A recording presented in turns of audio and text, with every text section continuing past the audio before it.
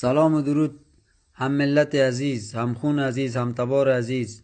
خودم هم از تاجیکای خراسان یا امون نام جعلی کثیفی که به نام افغانستان است که بعضی دوستا خراسان قدر معلومات نداره.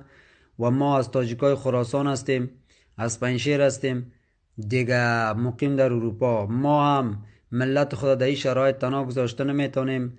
ملت تاجیک در هر جای باشه یک تن، یک بدن، یک خون است. ما هم در خدمت هستیم، هر وقت، هر زمان، هر چیزی که کار باشه ما هم حاضر آماده هستیم از سر و جان و مال که برادر از منطقه، محیط، زمین، خاک، آبرو، عزت، ننگ، ناموس ملت بزرگ خود دفاع کنیم تا بر تروریست های قرغز، بر جنایتکارهای قرغز بفهمانیم که اینجا ملت بزرگ تاجیک است، اینجا ملت بزرگ رودکی و خیام و مولانا جلال الدین محمد بلخی، دیار سعدی شیرازی است، دیار کسایی است که انگلیس شکست داده، امپراتوریا را شکست داده، مغول ها را شکست داده، پاکستان، شوروی، هر آن کسی که بر ملت تاجیک تاخته، این ملت بزرگ به نام تاجیک شکست دادش و امروز هم از گذشته کرده محکمتر، قویتر، با ارادتر، منسجمتر حرکت میکنیم و هر جایی که دشمن بخواه که اهداف شوم خود بالای ملت بزرگ تاجیک،